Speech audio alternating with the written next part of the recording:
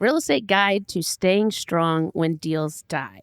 How do you stay creative, motivated, and mentally strong when real estate deals just keep falling apart?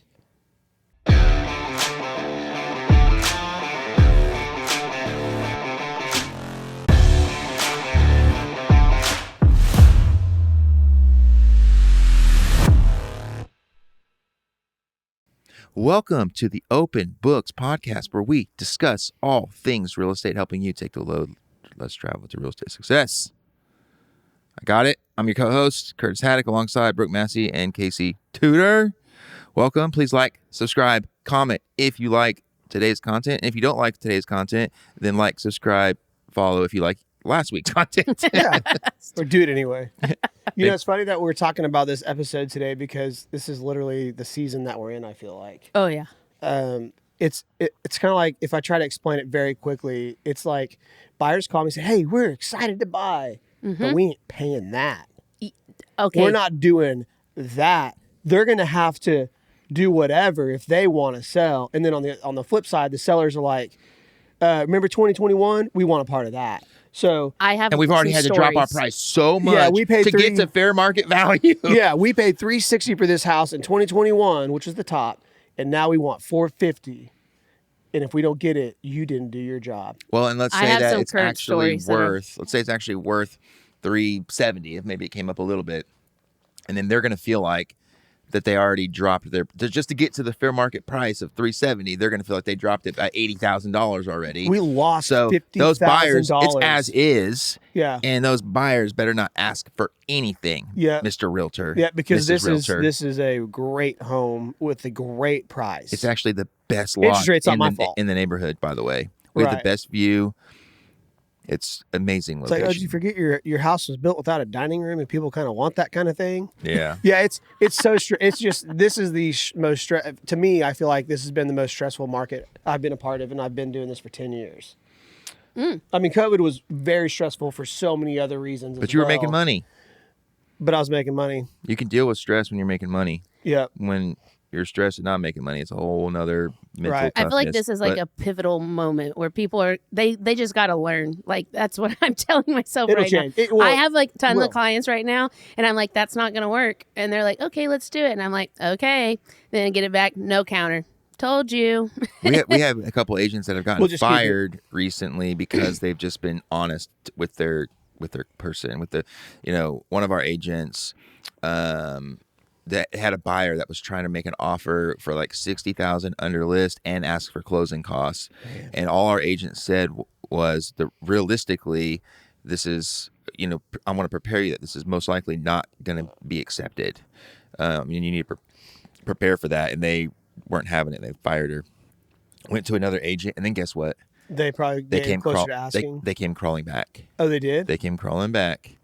I don't know if they went to another agent or if they tried to do it on their own or whatever, but they came back and they got under contract. Education is most important right now, and you will lose people from that. And I think that should be the play. Like, that's what you should be willing to do, because they will come back. And then how you deliver is going to be key. Yeah, if you get it on the other side, like if someone got fired, like I'm picking up a listing right now because the listing agent just said, hey, I think we could sell it for this. And then that was kind of the end of it. And then whenever I sent them market data and like where I think it's going, and I also mentioned to them like, hey, these comps I sent you, if you actually dig deeper, some of them were listed 3-4 times. So it wasn't an average of 60 days on the market. It was technically an average of like 200 days. Yeah. And they're like, oh my God, we had no idea. Yeah, they all this was happening. Well, should we tell the people what we're going to be talking about today? Yeah. All right. So we're going to start with why a deal that falls out or busts, whatever you want to call it, why it hits so hard. Like, it feels personal and emotionally it's tough to work through. Then we're going to talk about how failed deals lead to procrastination for a lot of agents. Not every agent, but definitely agents that don't have a ton of experience with losing deals. It can affect them a lot harder. And then for all of us, just the mental toughness of being in real estate, what we have to go through on a day-to-day basis. And I think the one thing that the general public doesn't recognize or give us credit for, all they see is how much they pay us when it successfully closes. Right. but they don't realize that, well, what about the deal that we put in tons of months in, and then it falls apart at the very end? How much do we get paid for that? Right. Oof. Zero. Oof. Yeah. And so that probably hurts worse. Yeah, those hurt a lot. But I think the other thing is that there's a lot of business expenses that go into just getting to the point where you have a deal under contract. Mm-hmm. And the only thing that the consumer thinks about, which I understand, is what work and value are you doing just on my transaction alone? And they want to pay just for that, but they don't realize that they are actually paying for all of the business expenses that we have to incur just to get them as a customer, right, and get it to the closing table. It's almost kind of like insurance. It's like a shared cost across the board, not just on the transaction that that the agent's working for you. And that's something that even agents probably don't really fully understand. But let's go into the first one. Why deal fallout hits so hard? And you said you've been doing this for 10 years. Does it still hit you pretty hard when a deal busts? Every time. Well, I mean, it depends. It's like I can think about it a little bit differently now, depending on the situation. But it's like if someone, like I just had a buyer back out, but also kind of had a feeling that they were going to do that because the way the negotiation went and the closing date was so far out, they weren't really invested in it. Yeah. So when I got that text message, the agent was like, I'm so sorry. And all I said was, please send release. And so I can get on the market back. And I knew we had good activity, so we're going to get it sold again. Yeah. And it's like, I also try to check myself too. It's like, I've also got a seller that is overpriced. They just bought the house a year ago and they need to sell. They just left the state and moved on. They said it's in God's hands, which, okay, great. But to me, it's like, if it doesn't sell, I knew going into it, like, there's a possibility like they may be keeping that house or losing that house, and that has nothing to do with me. Yeah. So I'm going to give it a go. It's like you have to set your own expectations going into it. So I've gotten better at smart. that. But that's to really answer smart. the question, it does definitely still hurt because you've got momentum and you've got time invested in it and money. And, you care a lot, Casey. Like, you really care about like people and their goals, and like I've seen you do it not for 10 years, but for at least 5 years, and just the thought and care that you go into the client situation and what's going on.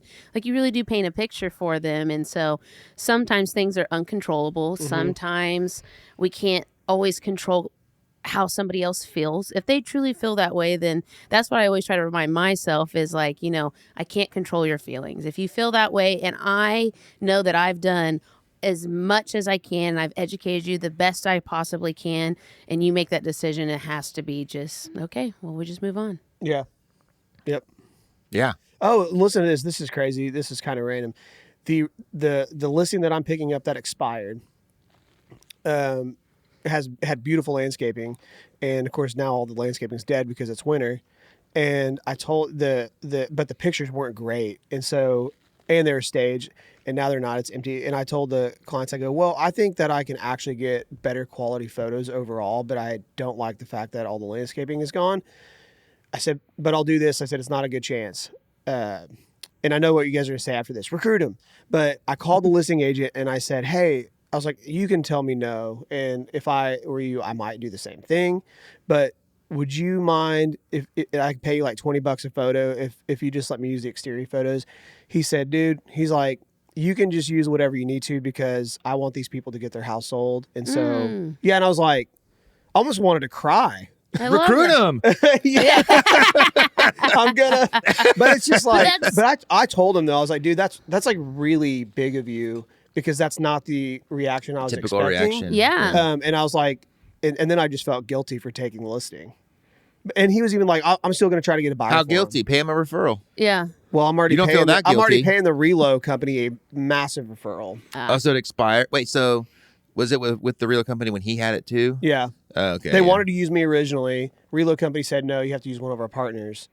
Then it went 6 months, didn't sell. So they're like, please, like we need to use the guy that lives down the street that knows our neighborhood that we know. Yeah. And they said, well, as long as it'll get approved. It's like, you're thinking like, well, you could have started with that. Yeah, like So I've got all the paperwork done. Amy's got the paperwork done. well, so. now you're on their list. Maybe. Well, no, I am on their list. Yeah. And what's really cool about this company is not the referral fee. That's not cool.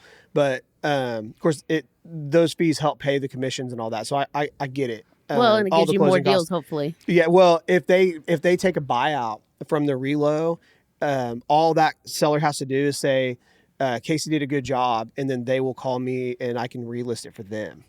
Oh, nice. yeah. So it's a pretty cool deal, really. Yeah. That's cool. Not that I've that's always what our episode's wondered, about, but- like, how do they legally get paid tied to a transaction without being licensed in the state or in this wherever? They've got to be a I license. know they have like extra riders and stuff that they attach to the contract. Yeah, I can't remember what but they even say still, in like someone in the general public can't refer us a deal and give us a bunch of riders to fill out and sign and get paid a referral fee. Good point. Right. Because they were helping them relocate by sending them into an agent, and they could put a whole business together on relocating people, just like these companies have. Yeah. I feel like there's got to be some sort of real estate license within that company. I would Could be. think Yeah. there has to be. Yeah. But also, Well, I do mean, we actually what do about- we actually go through and verify any of that? Anytime we get a referral from anybody, we don't go to that state and look up their license to make sure they're a licensed agent? That's What true. about I think maybe we should. this? May be completely different because, no, it's different. I was gonna say a for sale by owner, but they're not making referral fees or whatever. Right. Yeah, but that's not. Well, I mean, maybe that could be what it is because they are basically on like saying that it's their house that they're selling now, basically, Yeah. potentially. Yeah, and then that could be that how they person do it. gives like if Like someone a wholesale, gives like them a wholesale type deal. or like those FSBO companies that are out there, like the seller signs off to them and then they just sell it. The FSBO companies definitely aren't doing anything with like any licensed well, they're I guess maybe they are because they they're go on the MLS. they don't Yeah, put on they- the MLS. The FSBO Some companies do. don't. Some do. Well, if they do, it's entry only with a licensed person. Yeah. That's the only way. But no, I think that it's a good point because they're marketing it publicly, and it's not their property, Yeah. and they got paid up front to do it. So I wonder if they're licensed. That's Comment way off topic. below. Way off topic, Back but to the episode. you know what? I'm just got my mind's always around compliance and stuff, and so. Anyways, losing a deal stings, guys. It does. It's. I think part of it is kind of the original thing I was saying is that, sometimes I think it stings. Well, tell me what you think. Does it sting more, or wouldn't be less? But does it sting more based on the amount of time that you have in it? So the closer you get to closing, the harder it hurts. Not for me. It to me it stings more depending on how it went down.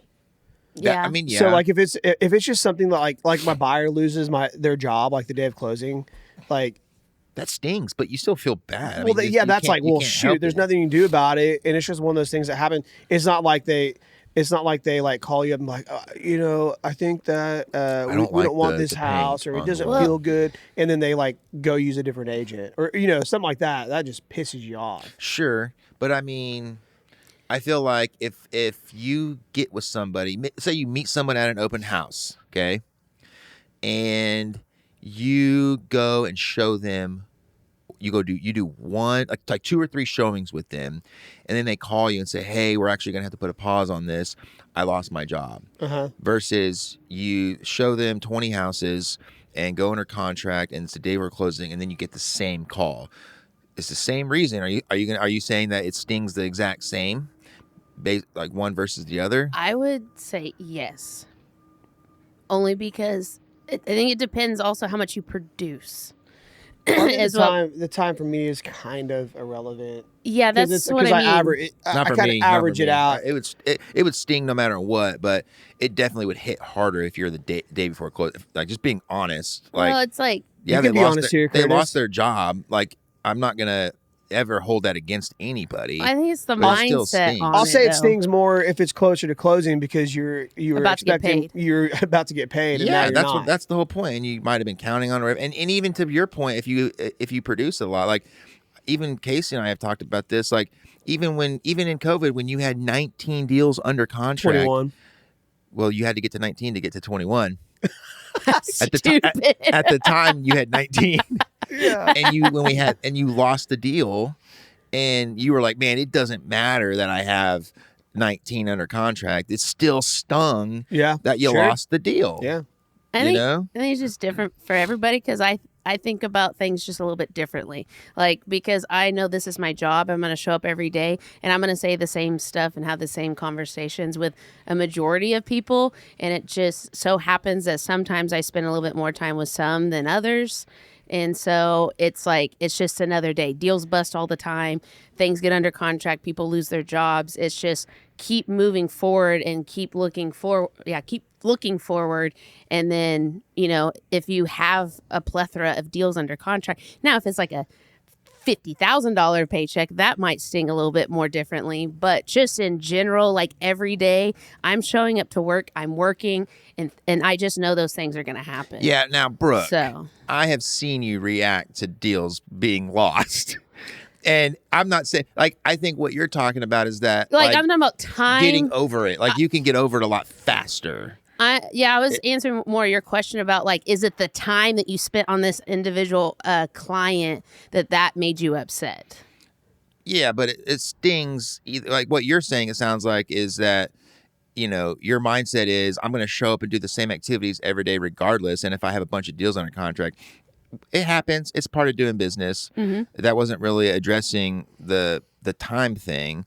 Like, well, it is because it's about the mindset of just totally. But like, just because it stings when Casey lost a deal with 19, like he still showed up and got to 21 deals under contract. For sure, I'm not saying that against that. No, I'm not saying that either. I'm saying, like, for someone who has a lot of I'm thinking that for someone who knows how to produce and has a lot of deals under contract, like, yeah, that the sting doesn't stop someone's mindset of going out there and still producing. Mm-hmm. It does for me for a day.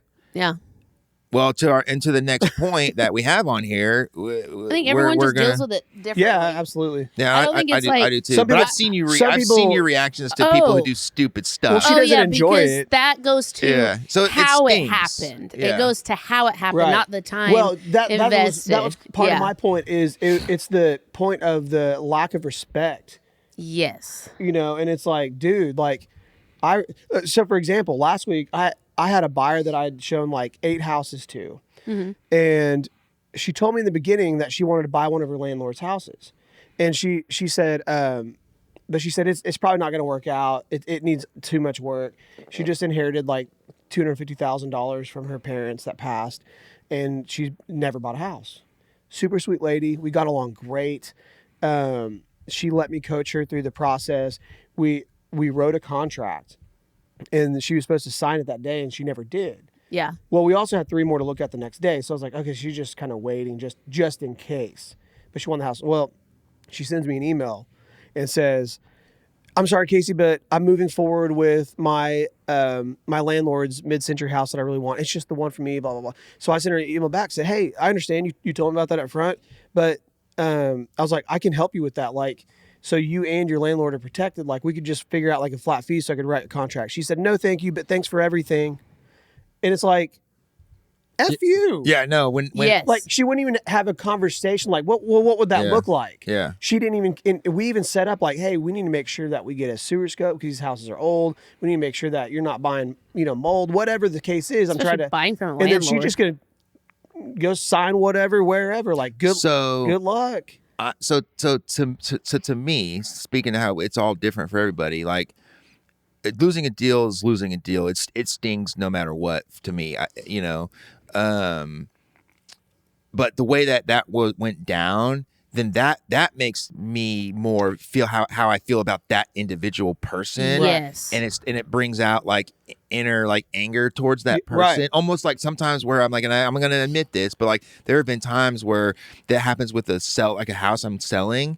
And then a part of me like is like, oh, I hope that their house never sells. Oh yeah, you know, of course. Like so, that affects how I feel about that individual. Which is why I'm so surprised about the way that realtor reacted to my question about the photos. It's like, dude, that's really big of you, because I would have not felt that way. But definitely, like how I feel about losing the deal, it stings for me. It stings more if I've put in 100 hours into something versus one. It just naturally, I'm like, if 1 hour into it, I'm like, yeah, that stings. But it's like, well, at least it happened now versus 100 hours down the line. Sure. And then money as well. If it was a $50,000 paycheck versus a $500 rent deal, the $50,000 is going to it's just naturally going to sting more. And I'm just trying to be as honest with myself as I can be in those situations. Like, just knowing if I had put 100 hours into something, and then it doesn't matter what the circumstance is, that's going to really sting. Now, if it's a disrespectful person,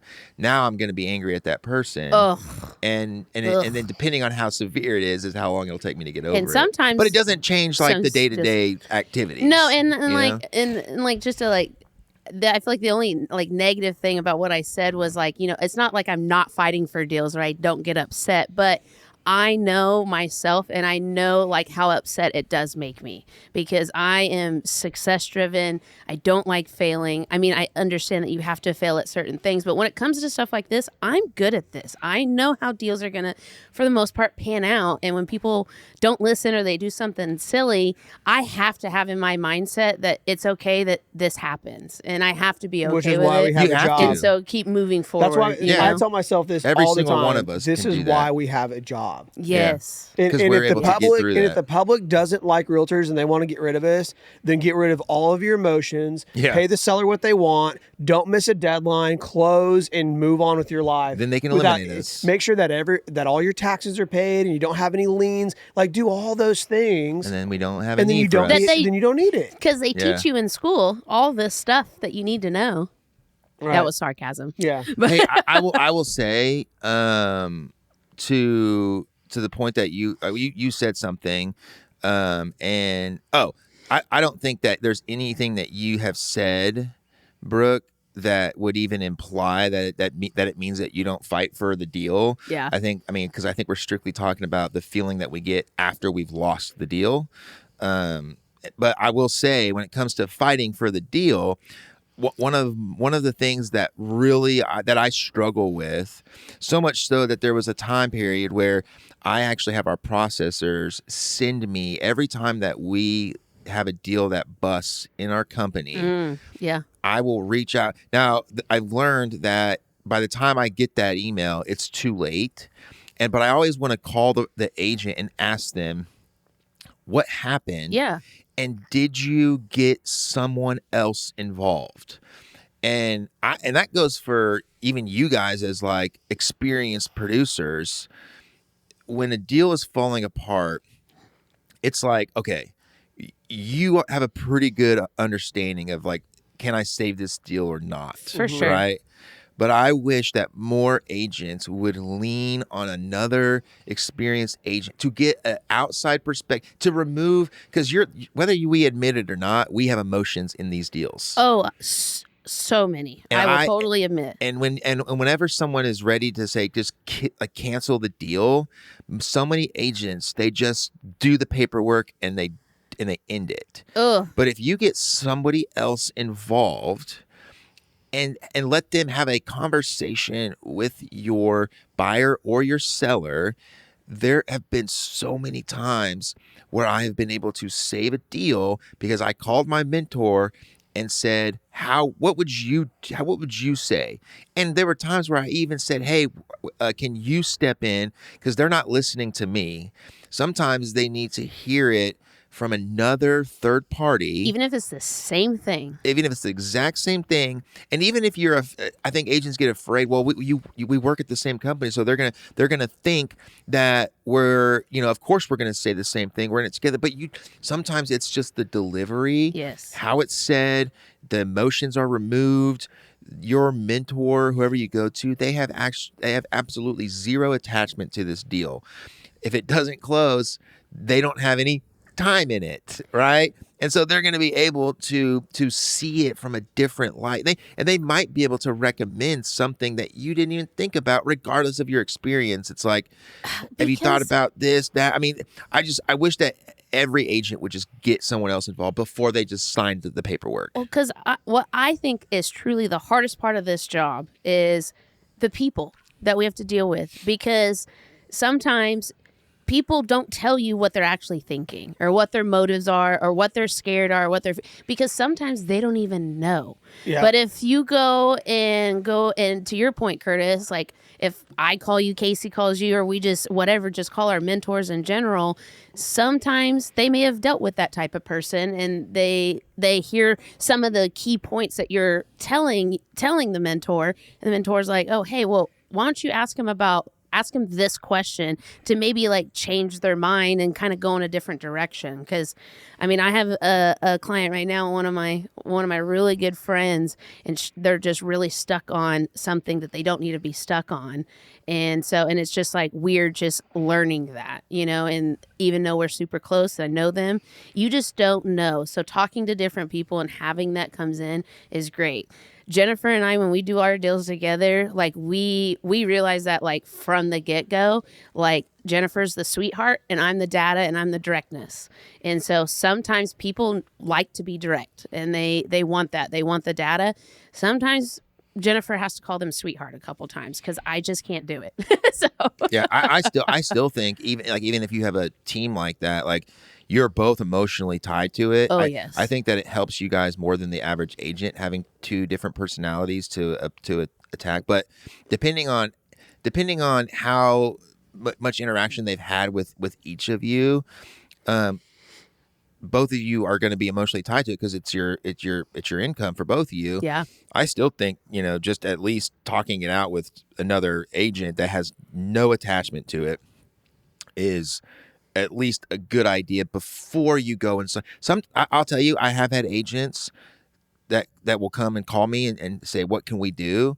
And we talk through it. We work through some different scenarios, and there's nothing we can do. Yeah. It's a dead deal. It's not like you can save every deal, but if you have, 50 hours in a deal and you got a $10,000 check on the line, why would you not take 5 minutes to just get another opinion from somebody?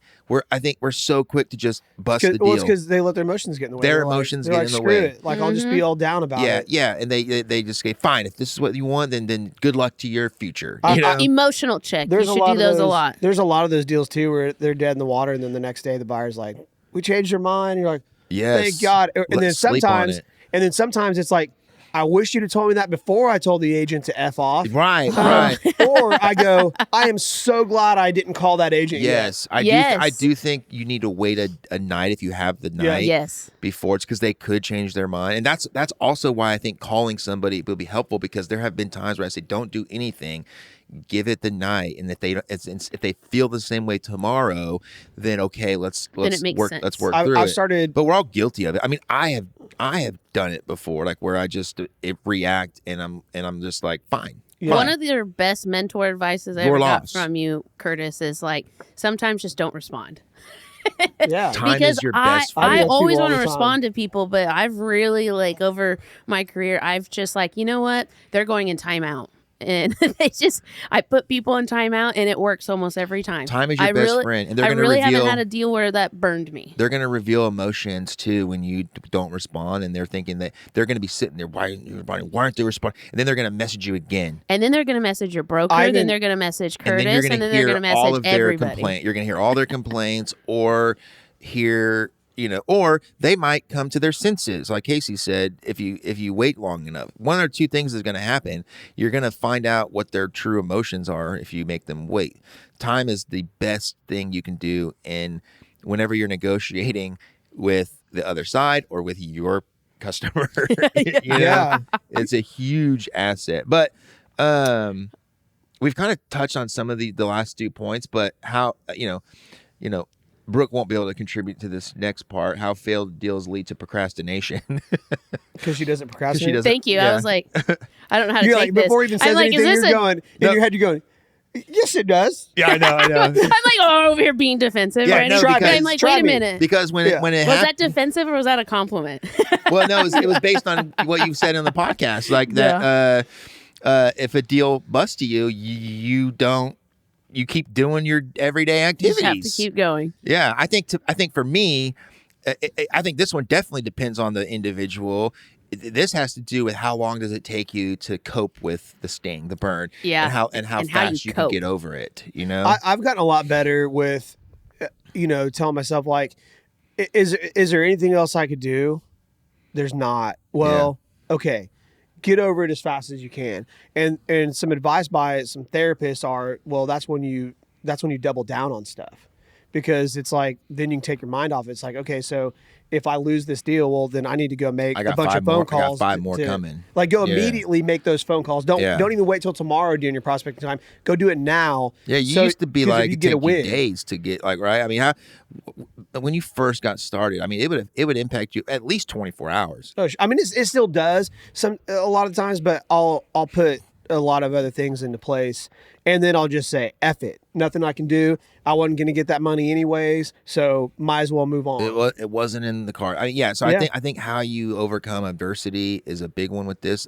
Like, will tell you how long you procrastinate. I think newer agents probably get hit with this one a lot Or they quit more. the industry. Or they quit the industry altogether. Like, they this just don't sucks. understand the emotions. One of the best things that I've learned recently, and it's something that we've all kind of known, but like when you phrase it this way, it really is like, man, like I have leaned into this for the last couple of years, like all the time. But you guys will know who said this, but control your controllables. Mm-hmm.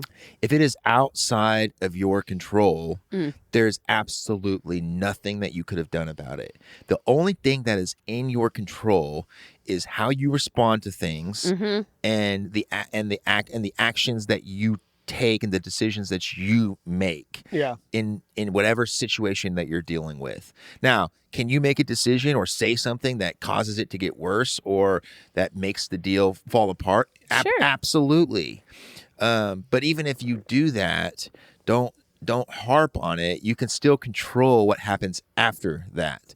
But if you can think about what is in your control from the onset, then man, it makes all the difference in the world. And it's something that has really helped me with even just my own responses to just in my regular conversations with people. Yeah, it's like there's- if you respond, are you really going to help it, or are you being emotional? Or And there's things 'Cause you I've guys told know I don't myself. have any emotion. No. over no, here. you don't have any at all None. Like I don't respond to things. emotionally at all. I just sit here.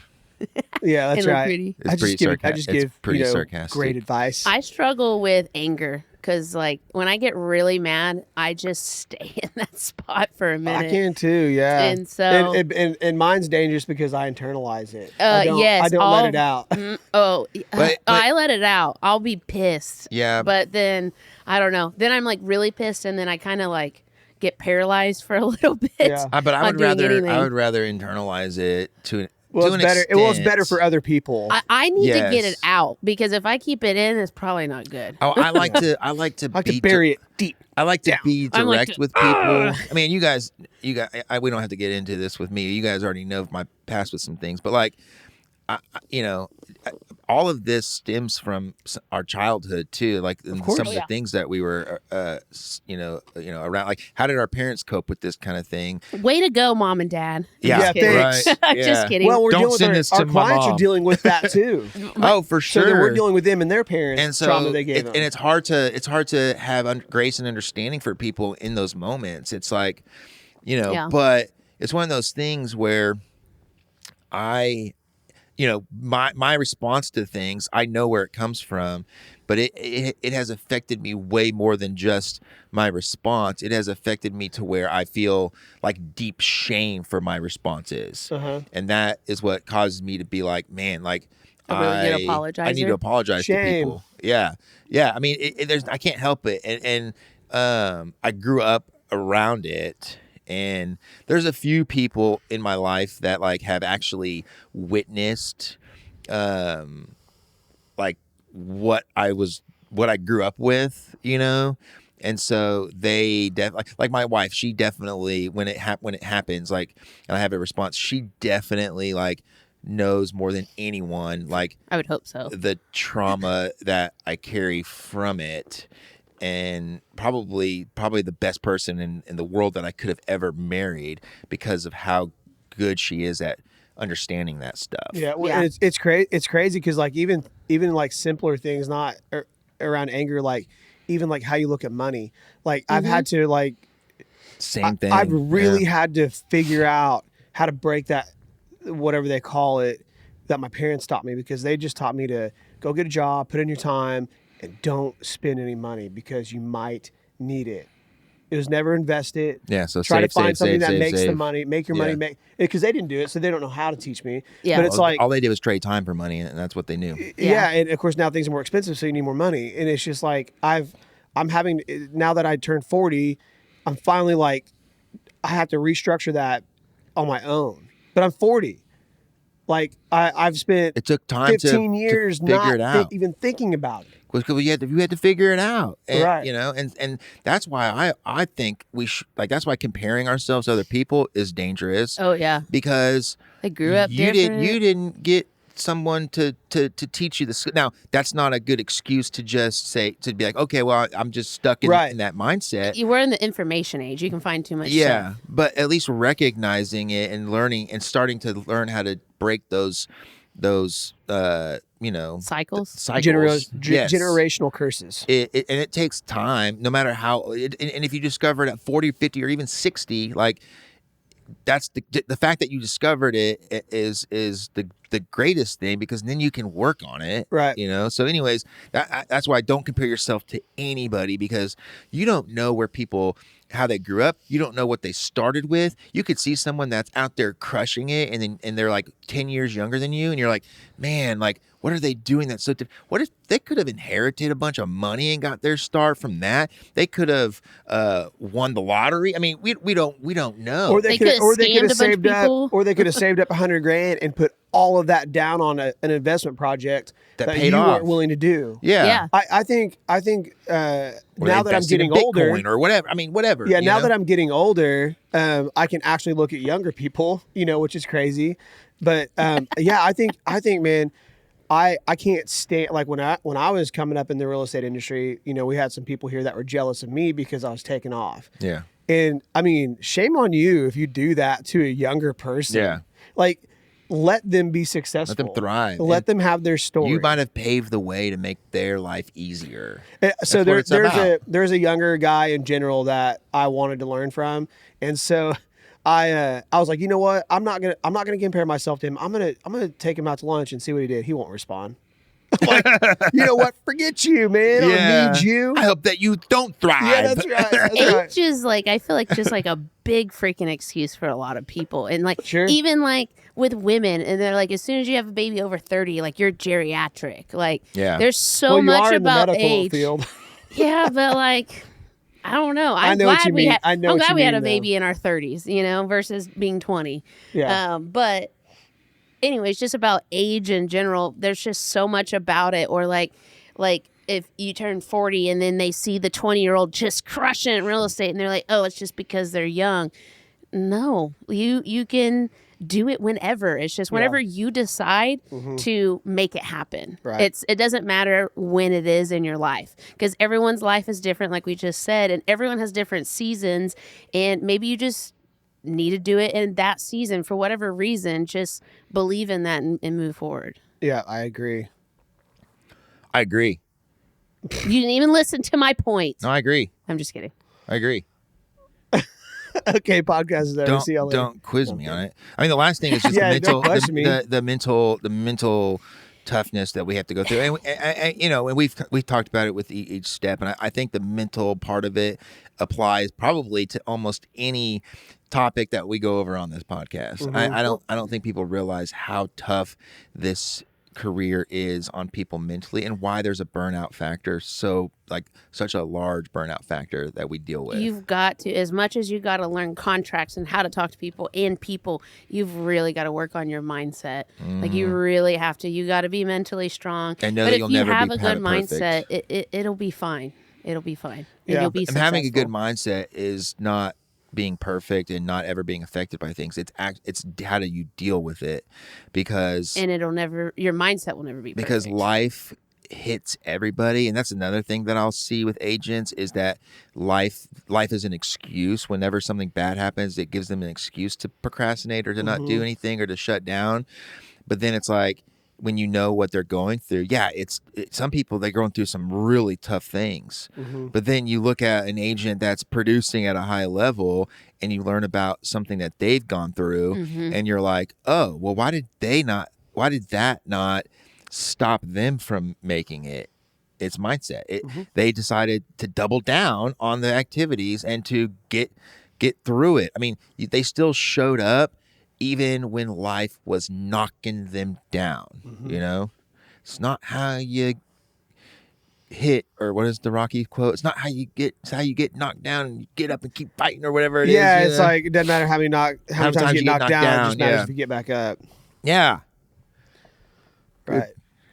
There you go. I knew I could count on my quote master over there. That's right.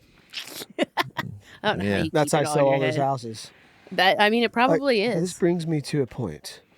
So I tell my clients. You don't even learn scripts. You just learn movie quotes, and that's Yeah, how you sell those are real my estate. scripts. Yeah, wouldn't that be that's hilarious? That'd be a fun little video if you put together like how to convert If you FISBO only with said movie only quotes. using movie No, quotes. that'd be you great. should totally make a video about that. I do not have time for that You'd right have now. to do some research for sure. No, you can think of some things. ChatGPT. Yeah, I ChatGPT know. would help, but you would definitely. Have you seen the Need some videos? time. And you did it like right before we started the podcast, where you just like stopped. You hadn't sat down yet. You got your coffee, but you stopped and you were just like on your phone. Yeah. You seen the videos where people are like, "What is it like being a real estate agent?" And it says, "You randomly stop to respond to a message in the most like inconvenient places." Oh, yeah. And then it'll like Oh, show yeah. all these like random places, Standing in some and like random the places. baby's crying in the background, and they're like, "Hold on." Yeah, yeah. And then they're like in the middle of the car wash, and the car wash is like going on them or something, and they're like, "Hold on." Yeah. It's like a bunch of funny. I I've want seen to that. do Or you're that. in the middle of doing something, late at night, and you're like, hold on, honey. I can't lie. I have heard my phone go off and go, wonder who that is. I actually put mine on silent because I would do My the same phone thing. always stays on silent. Yeah. Yeah. It's When in I'm my at hand all home. the time. What the hell do I need a ringer for? Yeah. That's true. I mean, seriously, though. No, I was thinking about that the other day. I was like, you know what? Because I saw something where people were like, remember when we used to pay for ringtones and you'd have the coolest Yeah. ringtone for everybody? Yeah. And I was like, yeah. And then I was like, wait, my phone doesn't even ring anymore. It's Yeah. always on I silent. turn it on when I set it down, and if I'm expecting, I Yeah, put Yes, if I'm like at waiting on home that walking call, away, yes. I'll do it. But that's very rare because it's usually in my hand. Yep. And please do not do that to your partner. Like, turn your ringer off. Well, If you're a realtor, come on. Like, Oh, my it's gonna phone- be dinging all the dang time. I have to have my watch on it too, because otherwise I'll be sitting there and it'll go ding, ding, ding. And I've had people, they're like, is that your phone? I'm like, yeah, I don't want to look at it right now. So Jonah uses my iPad, and April, he leaves it at home, and it actually dings when I get stuff.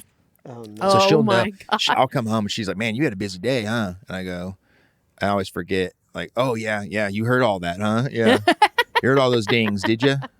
I mean, I've got 33 text messages right now, and they're cleared whenever I left the house. I don't even want to look at it.